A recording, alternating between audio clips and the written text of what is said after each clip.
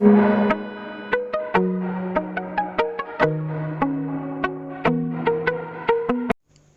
Everyone, I am Nikki and welcome to Nikki CS class. Nikki CS class में आपका बहुत बहुत स्वागत है।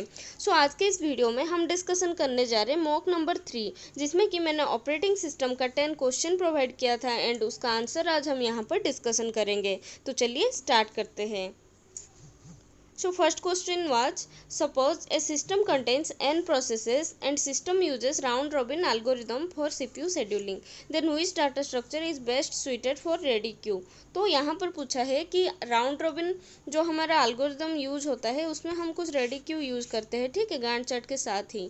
तो यहाँ पर क्या होता है, कौन सा डाटा स्ट्रक्चर यूज हो रहा है, इधर स्टैक या फिर क्यू या फिर सर्कुलर क्यू या फिर ट्री। तो यहाँ पर हमारा आंसर होगा सर्कुलर क्यू, क्योंकि जैसे हमें पता है कि सीपीयू में जब हमारा प्रोसेस यहाँ पर एग्जीक्यूट होता है तो टाइम क्वांटम के बाद क्या होता है, कुछ स्पेसिफिक टाइम क्वांटम के बाद वो प्रोसेस स्वैप हो जाता है एंड दूसरा प्रोसेस हमारा सीपीयू में आ जाता है। तो फर्स्ट प्रोसेस क्या होता है, ये आके रेडी क्यू में स्टोर हो जाता है, ठीक है। सपोज प्रोसेस 1, देन प्रोसेस 2 आता है, देन प्रोसेस 3 आता है। ऐसे ही कुछ टाइम के बाद एन प्रोसेसेस के बाद क्या होता है, अगेन P1 का टर्न आता है।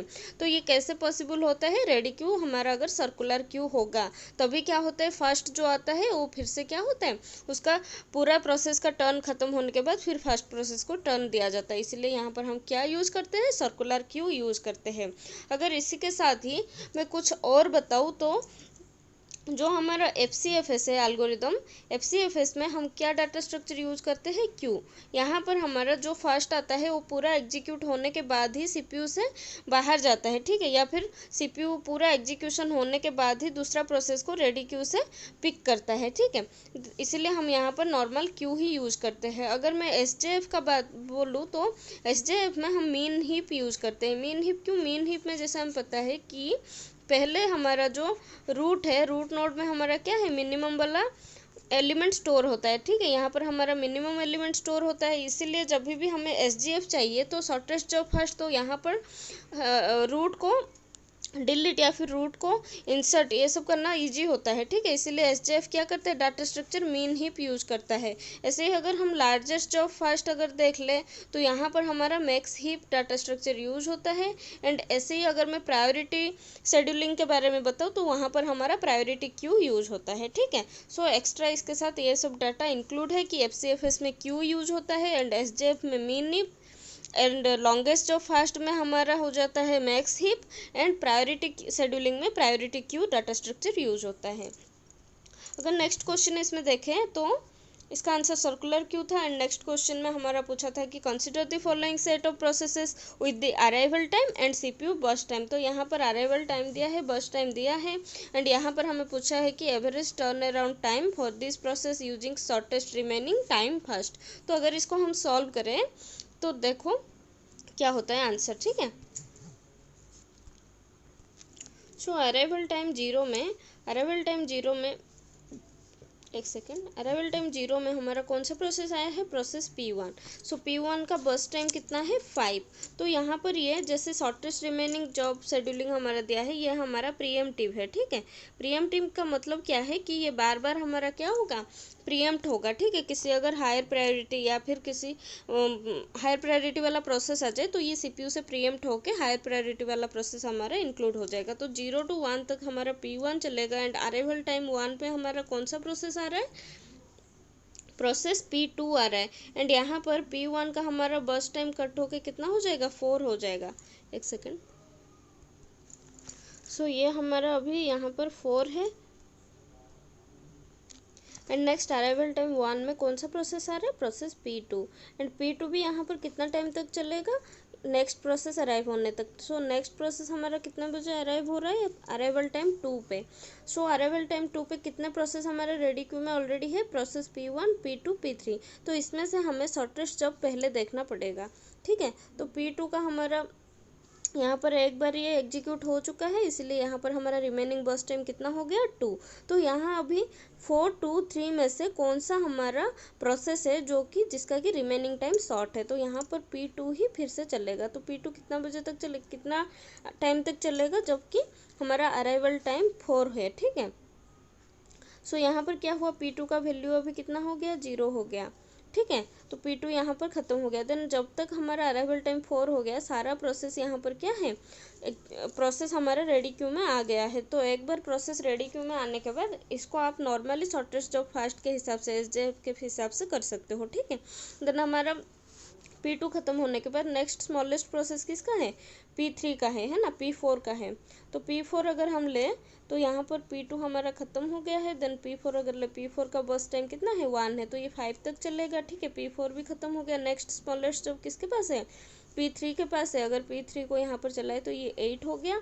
देन P3 के बाद हमारा P1, अगर P1 को यहाँ पर चल रहा है तो ये 12 हो गया, ठीक है।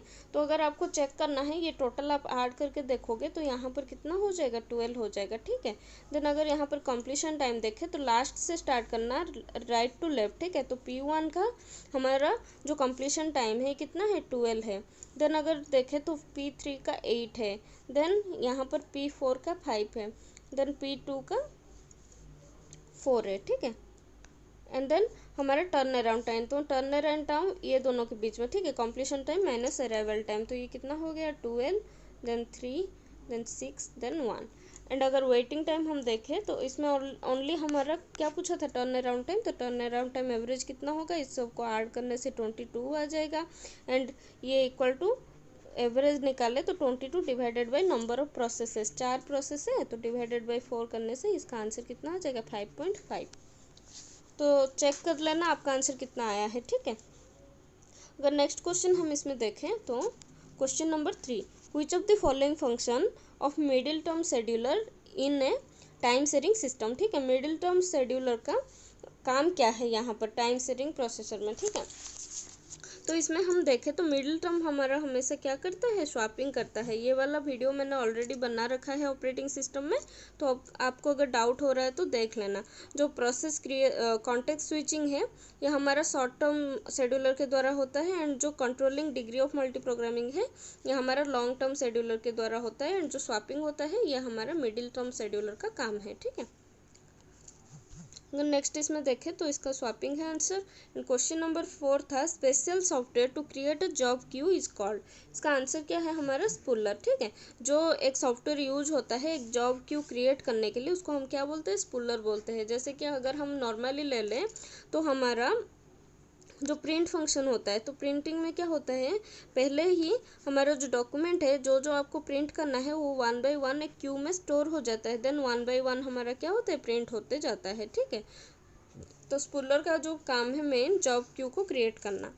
अगर इसका एक्सप्लेनेशन हम देख ले तो ड्राइवर पहला ऑप्शन जो था हमारा ड्राइवर, तो ड्राइवर का मतलब क्या होता है, driver provides a software interface to hardware devices enabling operating system and other computer programs to access hardware functions without needing to know precise details about the hardware being used, ठीक है। तो हमारा driver क्यों use होता है, hardware function को access करने के लिए, ठीक है। जो हार्डवेयर के बारे में प्रिसाइज डिटेल्स है वो नहीं बताता है, बाकी एक इंटरफेस प्रोवाइड कर देता है जहाँ पर कि आप हार्डवेयर के फंक्शन को यूज कर सकते हो। अगर हम स्पूलिंग का देखें तो स्पूलिंग का क्या होता है, putting jobs on a queue and taking them off one at a time, तो एक क्यू में सारा जॉब को पुट कर देना और एक के बाद एक उसको एग्जीक्यूट करना, ये होता है स्पूलर का काम। अगर नेक्स्ट देखें तो इसमें क्या था, इंटरप्रेटर, तो इंटरप्रेटर क्या है, ये कंप्यूटर प्रोग्राम है जिसको जो कि यूज़ करते हैं हम क्यों, डायरेक्टली एग्जीक्यूट करने के लिए प्रोग्राम को, इंस्ट्रक्शन को return using one of many high level programming language. तो इंटरप्रेटर क्या करता है, हमारा जो कोडिंग है एक के बाद एक कोड को ये एग्जीक्यूट करता है, ठीक है। An intermediate language that it then executes और it could parse the high level source code and then perform the command directly which is done line by line in the statement format। जो compiler है ये हमारा क्या करता है, bunch of instruction को एक साथ हमारा एग्जीक्यूट कर देता है, बट जो हमारा इंटरप्रेटर है वो लाइन बाय लाइन कमांड को प्रिंट करता है। अगर नेक्स्ट क्वेश्चन हम इसमें देखें तो हाँ, तो लिंकर और लिंक एडिटर क्या होता है, ये एक सॉफ्टवेयर सिस्टम प्रोग्राम है जो कि क्या करता है, वन और मोर ऑब्जेक्ट फाइल को जनरेट करता है बाय कंपाइलर और असेंबलर। यहाँ पर क्या करता है, सारा कुछ फाइल्स एक साथ जुड़ जाता है एंड उसके बाद वो एग्जीक्यूटेबल फाइल में या फिर लाइब्रेरी फाइल या फिर अनदर ऑब्जेक्ट फाइल में कन्वर्ट हो जाता है, ठीक है, लिंक होके।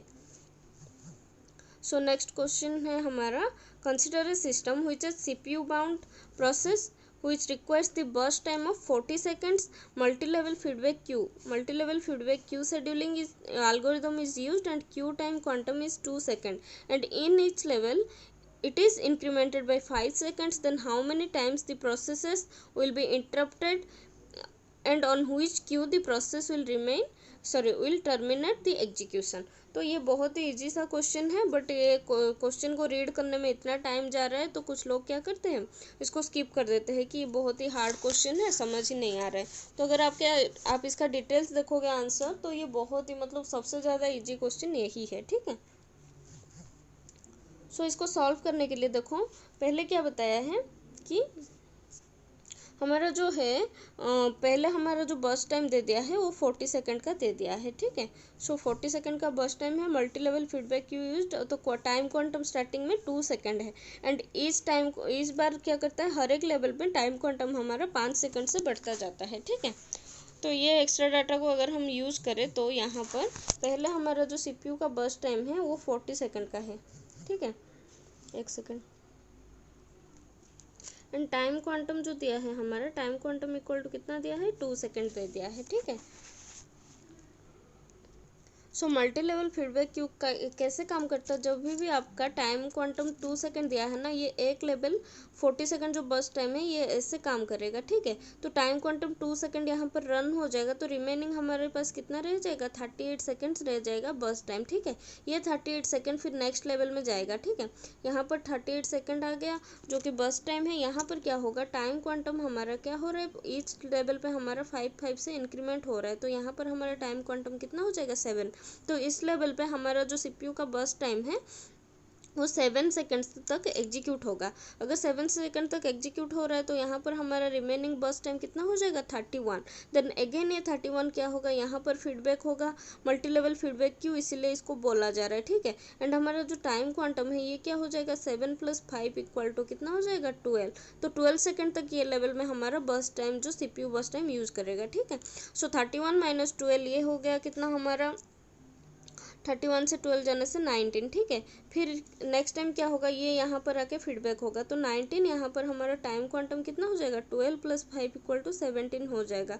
तो रिमेनिंग हमारा जो CPU का बर्स्ट टाइम है वो 2 सेकंड हो गया। देन 2 सेकंड यहाँ आएगा एंड हमारा यहाँ पर 7 + 5 होके क्या हो जाएगा, टाइम क्वांटम 22 हो जाएगा, बट यहाँ पर 2 सेकंड ही हमारा क्या होगा, CPU में एग्जीक्यूट होगा ये वाला प्रोग्राम, ये वाला प्रोसेस, ठीक है। एंड देन यहाँ पर ये एग्जीक्यूट होके यहाँ पर ये टर्मिनेट हो जाएगा।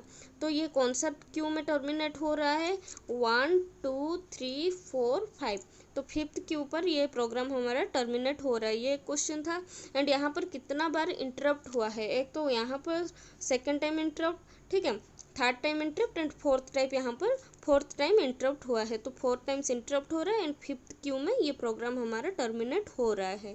तो देखा ये कितना इजी क्वेश्चन है, इससे ज़्यादा इजी क्वेश्चन कोई हो ही नहीं सकता। तो नेक्स्ट क्वेश्चन अगर हम देखें इसमें, तो if there are n processes and q is the time quantum, अगर हमारे पास n प्रोसेस है एंड q टाइम क्वांटम है in round robin scheduling, then no process will wait more than n - into q time unit until the next quantum. All process must wait n into q unit of time. All process will wait at least n - 1 q time for q units of time. तो ये question का answer कैसे find करेंगे, अगर हम एक example ले लें यहाँ पर, तो एक सेकेंड, हाँ, तो हमारा क्या होता है, जैसे कि हमारा टाइम क्वांटम देता है ना, यहाँ पर क्या हो रहा है, अगर हमारे पास 3 प्रोसेस है, 3 प्रोसेस में से P1 then P2 then P3, ठीक है, देन अगेन P1 आ रहा है, ठीक है। तो हमारा नंबर ऑफ प्रोसेस n यहाँ पर कितना हो गया, 3 हो गया। एंड टाइम क्वांटम अगर हमारे पास 2 है, टाइम क्वांटम हमारे पास 2 है, तो यहाँ पर आंसर ये है, ठीक है। No process wait more than n - 1 into q। अगर आपका प्रोसेस P1 पहले एग्जीक्यूट हो गया 2 सेकंड के लिए, देन इसका टर्म कितना टाइम बाद आ रहा है, 1 2, ठीक है। n - 1 मतलब क्या है, यहाँ पर 2 into 2 प्रोसेस बच गया, ठीक है। एक प्रोसेस तो हमारा एग्जीक्यूट हो रहा है, तो 2 into q कितना है, 4, इक्वल टू 4, तो 4 सेकंड बाद फिर से इसका टर्न आएगा ही आएगा। ये हमारा सबसे वर्स्ट केस में। तो यहाँ से ज़्यादा आपका प्रोसेस वेट नहीं करेगा, क्योंकि देखो अगर मैं ये प्रोसेस एग्जीक्यूट कर ली तो नेक्स्ट इसको कितना टाइम वेट करना पड़ रहा है, यहाँ पर 2 सेकंड P2 के लिए, P3 के लिए 2 सेकंड, तो टोटल 4 सेकंड इसको वेट करना पड़ रहा है। देन टर्न P1 का आ जाता है। अगर P2 हमारा है एंड P3 का 1 सेकंड ही है तो यहाँ पर क्या होगा, 3 सेकंड के बाद P1 एग्जीक्यूट हो जाएगा। ठीक है, तो वर्स्ट केस में हमारा इसको क्या हो रहा है, 4 सेकंड वेट करना पड़ रहा है। तो no process will wait more than n-1 into queue time units until the next quantum. तो इसका आंसर क्या हो जाएगा, ऑप्शन 1। अगर आपको समझ नहीं आ रहा है तो कमेंट सेक्शन में ज़रूर बताना, तो फिर मैं नेक्स्ट टाइम फिर से ये क्वेश्चन को आपको समझा दूंगी नेक्स्ट वीडियो में। ठीक है, अगर नेक्स्ट क्वेश्चन हम यहाँ पर देखें तो क्वेश्चन नंबर 7 में process number, arrival time and बस टाइम दे दिया है and average turnaround time यहाँ पर भी पूछा है, shortest remaining time fast scheduling use करके। ठीक है, अगर हम यहाँ पर देखें तो फर्स्ट अराइवल टाइम 0 में हमारा कौन सा प्रोसेस आ रहा है, अराइवल टाइम 0 में P1 आएगा। ठीक है, 0 में P1 आ रहा है एंड नेक्स्ट 3 तक, अराइवल टाइम 3 तक ही एग्जीक्यूट हो रहा है। ठीक है, एंड यहाँ पर 3 सेकंड हमारा कट हो गया, तो नेक्स्ट हमारा बस टाइम हमारे पास कितना बच गया, 1 सेकंड में कलर चेंज कर देती हूँ। तो हमारे पास यहाँ पर 7 यूनिट टाइम बच गया है। ठीक है, 10 कट हो गया क्योंकि यहाँ पर 3 सेकंड तक P1 हमारा रन हो गया। देन अराइवल टाइम 3 पे हमारा कौन सा प्रोसेस आ गया है, प्रोसेस P2 आ गया है। ठीक है, एंड दोनों में से अगर हम देखें तो शॉर्टेस्ट हमारा जॉब, शॉर्टेस्ट बस टाइम किसका है, प्रोसेस P2 का, तो P2 यहाँ पर हमारा शेड्यूल होगा। देन अगर हम देखें तो नेक्स्ट बस टाइम हमारा 7 पर आ रहा है, तो 3 to 7 तक ये P2 आराम से एग्जीक्यूट होगा। ठीक है, तो यहाँ पर अगर हम देखें तो यहाँ पर 4 सेकेंड यहाँ पर यूटिलाइज हो जा रहा है। ठीक है, एग्जीक्यूट हो जा रहा है, तो रिमेनिंग हमारा कितना हो गया, 2 सेकेंड बच गया। अगर नेक्स्ट हम देखें तो अराइवल टाइम 7 पे प्रोसेस P3 आ रहा है एंड इसका लोएस्ट हमारा टाइमिंग है, तो बस टाइम लोएस्ट है, तो 8 तक ये एग्जीक्यूट हो जाएगा। ठीक है, देन ये प्रोसेस हमारा एकदम से ख़त्म हो गया। अगर नेक्स्ट हम देखें तो अराइवल टाइम 8 पर हमारा कौन सा प्रोसेस आ रहा है, प्रोसेस P4 आ रहा है एंड P4 सॉरी यहाँ पर P4 नहीं होगा, अभी हम देखेंगे तो P4 आ गया है, बट P2 का जो प्रोसेस टाइम है, हमारा बस टाइम है, वो कम है। ठीक है, तो फिर यहाँ पर कौन सा एग्जीक्यूट होगा, P2 एग्जीक्यूट होगा। कितने सेकंड तक, 10 सेकंड तक, ये P2 है हमारा, 10 सेकंड तक एग्जीक्यूट हो जाएगा। ठीक है, तो P2 भी यहाँ पर कट हो गया। देन अगर हम देखें तो P1 एंड P4 रह जाता है, तो यहाँ पर अगर देखें तो P3 जो P4 का है यहाँ 13 तक ये एग्जीक्यूट हो जाएगा। देन P1 हमारा चलेगा 20 सेकंड तक। ठीक है, तो कंप्लीशन टाइम कितना हो गया, P1 का 20 सेकंड, देन P4 का हमारा 13 सेकंड, देन P2 का 10 सेकंड, देन इसका 8 सेकंड। ठीक है, P3 का 8 सेकंड यहाँ पर ख़त्म हुआ है। आप हमेशा राइट टू लेफ्ट चेक करना कंप्लीट किस टाइम पे हुआ है। तो अगर टर्न अराउंड टाइम देखें, turnaround time equal to completion time minus arrival time, तो यहाँ पर क्या हो जाएगा, 20, देन नेक्स्ट 10, देन 8, देन 13। अगर हम ऐसे वेटिंग टाइम देखें तो ये कितना हो जाएगा, 27, 1 एंड 5। अगर ये पूरा हम कैलकुलेट करें तो इसका वैल्यू कितना हो रहा है, तो यहाँ पर एवरेज टर्न अराउंड टाइम ही पूछा है शायद, तो एवरेज टर्न अराउंड टाइम अगर हम देखें तो यहाँ पर कितना हो जाएगा, ये टोटल हो जाएगा 33 and 33 divided by process 4 process, तो ये हो गया 8.25। तो इसका करेक्ट आंसर है 8.25। सो नेक्स्ट क्वेश्चन अगर हम देखें तो find average turnaround time and waiting time using FCFS। ठीक है, FCFS यूज करके टर्न अराउंड टाइम एंड हमारा वेटिंग टाइम फाइंड करने के लिए बोला है। तो आंसर अगर देखें हम इसका, तो ये क्वेश्चन नंबर 8 है, आंसर 8 नंबर का क्वेश्चन का आंसर है। ठीक है, गलती से मैंने 7 लिख लिया था। अगर यहाँ पर देखें तो पहले हमारा अराइवल टाइम कहाँ पर है, 1 पर है। ठीक है, तो यहाँ पर क्या होगा, अराइवल टाइम 1 है, तो 0 टू हमेशा हमारा गांठ चार्ट जो है वो 0 टू स्टार्ट होगा। अराइवल टाइम 1 से कभी भी स्टार्ट नहीं होगा, गांठ चार्ट हमेशा 0 से। इसीलिए मैं जानबूझ के ये क्वेश्चन दी थी कि आपको ये पॉइंट पता चले कि जो हमारा गांठ चार्ट है वो हमेशा 0 से ही स्टार्ट होता है। तो 0 टू 1 तक हमारा CPU यहाँ पर क्या है, आइडल रह गया है, ठीक है। देन अराइवल टाइम 1 पे प्रोसेस P4 आ रहा है।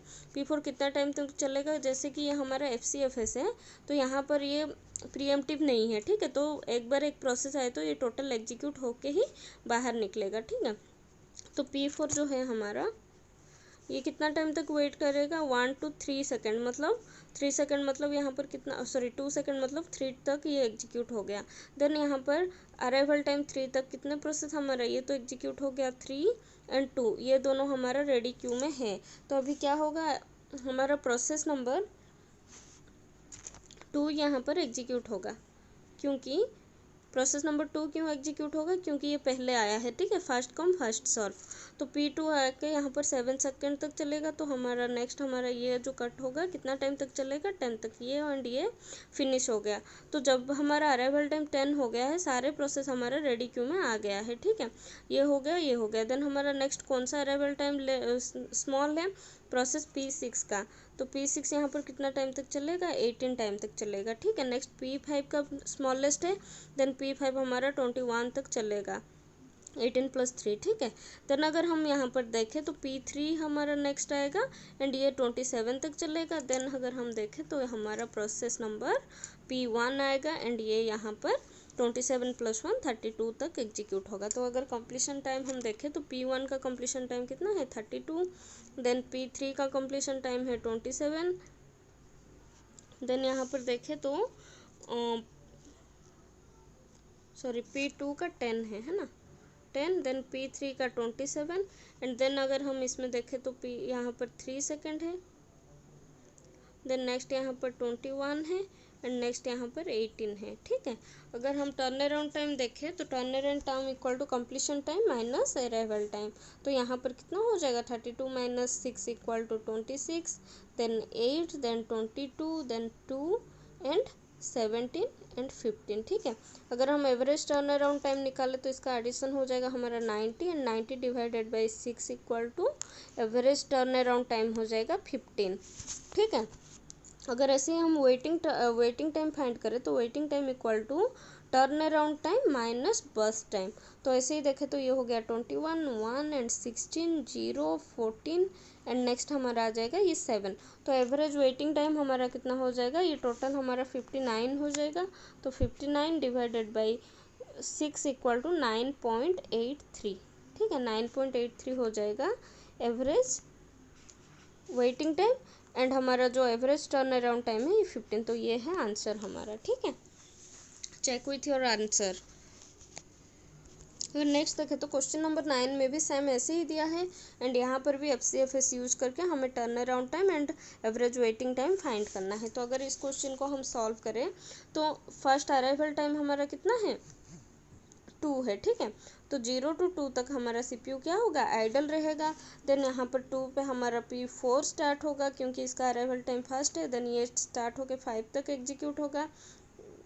देन नेक्स्ट हम देखें तो P1 आएगा, ठीक है, P1 7 तक चलेगा। देन नेक्स्ट देखें तो P6 आएगा, P1 ख़त्म हो गया, देन P4 ख़त्म हो गया, P1 ख़त्म हो गया। देन हमारा कौन सा प्रोसेस आ गया, P6 आ गया एंड ये 8 तक चलेगा, ठीक है।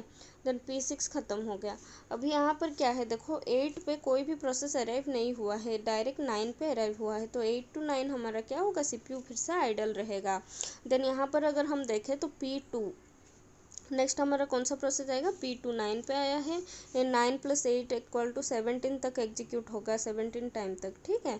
अगर नेक्स्ट हम इसमें देखें तो हमारा नेक्स्ट प्रोसेस आया है P3 एंड P3 आके 17 + 9 26 तक चलेगा एंड देन ये भी ख़त्म हो गया। देन अगर हम देखें तो P5 आएगा एंड P5 हमारा एग्जीक्यूट होगा 34 तक, ठीक है। तो कंप्लीशन टाइम कितना हो गया, P1 का हमारा कंप्लीशन टाइम हो गया 7। देन अगर P2 का देखें तो 17, देन इसका देखें तो 26, देन 5, देन 34 एंड 8, ठीक है। तो अगर इसमें देखें तो turnaround time equal to completion time minus arrival time. तो ये कितना हो गया हमारा, 7 - 3 = 4, देन 8, देन ये हो जाएगा 14, 3, 19 एंड 5। अगर ये सबको हम कैलकुलेट करें तो इसका आंसर आएगा 53 and 53 divided by 6 equal to average turnaround time हमारा कितना हो जाएगा 15 divided by 6, 53 divided by 6 equal to 8.83। ठीक है। अगर वेटिंग टाइम ऐसे देखें तो turnaround time minus burst time equal to waiting time, तो 4 - 2 2 एंड अगेन 5। ठीक है, 8 - 8 0, देन 5, देन 0, 11 एंड 4, ये 5 है। ठीक है, अगर ये सबको हम ऐड करें तो ये हो गया हमारा 22। अगर एवरेज में देखूँ यहाँ पर average waiting time equal to 22 divided by 6, जो कि हमारा आंसर कितना है 3.666। ठीक है, तो ये हमारा था क्वेश्चन नंबर 9। यहाँ पर एवरेज वेटिंग टाइम हो गया 3.666 एंड टर्न अराउंड टाइम हो गया 8.83। सो अगर क्वेश्चन नंबर 10 देखें तो correct matching for the following pair is disk check, round robin. यहाँ पर क्या दिया है, डिस्क चेक दिया है। अगर हम डिस्क चेक देखें तो ये स्कैन के लिए यूज होता है। बैच प्रोसेसिंग हमेशा फास्ट इन फास्ट आउट होता है। टाइम शेयरिंग हमेशा क्या होता है, राउंड रॉबिन में होता है, टाइम क्वांटम के हिसाब से वो शेयर होता है। ठीक है, स्टैक ऑपरेशन हमेशा हमारा फीफो से होता है। ठीक है, अगर आप स्टैक ऑपरेशन हमारा लिफो होता है। ठीक है, लास्ट इन फास्ट आउट। तो अगर कोई भी आपको नहीं पता है तो स्टैक ऑपरेशन तो आपको पता ही है, लास्ट इन फास्ट आउट हम बोलते हैं इसको। तो D2 3 हो गया, D2 3 एक ही ऑप्शन देख के आपका करेक्ट आंसर आ जाएगा। ठीक है, तो कॉम्पिटिटिव एग्जाम में आपको ऑप्शन को एलिमिनेट करना पड़ेगा। अगर आपको कुछ भी नहीं आ रहा है, ओनली स्टैक का आपको पता है, तो स्टैक को देख के ही D2 3 अगर आ रहा है तो एक ही ऑप्शन में है, तो ये हमारा करेक्ट ऑप्शन हो गया। So thank you so much guys. तो आप लोगों का कितना आंसर करेक्ट हुआ है ये कमेंट सेक्शन में ज़रूर बताना, और क्वेश्चन सीरीज आपको कैसे लग रहा है ये भी बताना। ठीक है, thank you so much, have a nice day.